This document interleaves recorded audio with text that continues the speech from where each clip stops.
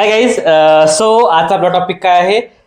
BMS BHMSच्या विद्यार्थ्यांसाठी good news आहे की इलिजिबल क्रायटेरिया हा खाली करण्यात आलेला आहे.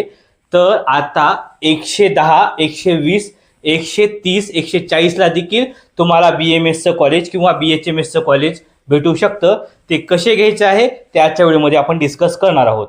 इलिजिबल क्रायटेरिया अगोदर काय होता आणि आता नवीन काय आलेलं आहे आपण ते डिस्कस करणार आहोत. ओके. सो गाइज, आजचा आपला टॉपिक काय आहे? BMS BHMS इलिजिबल क्रायटेरिया हा खाली करण्यात आलेला आहे स्टे वॅकन्सीसाठी. ओके. 100, 120, 140, 160 विद्यार्थ्यांना BMS देखील पॉसिबल आहे. ते कसं ते देखील तुम्हाला सांगणार आहे.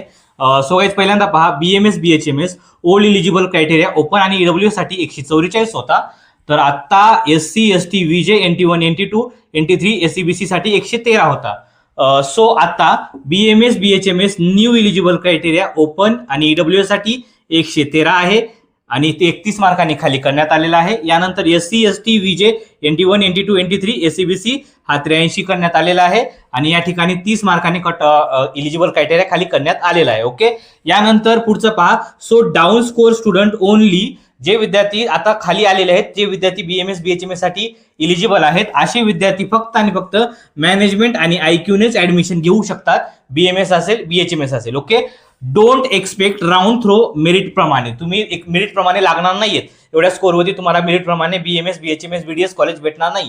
घेतलं तर तुम्हाला IQनच ऍडमिशन घ्यावं लागेल. लक्षात समजलं? डिटेल्स वाईज व्हिडिओ मी तुम्हाला लवकरच शेअर करेल. ओके. काय अडचण वगैरे असेल मला कॉल करा. Bye guys.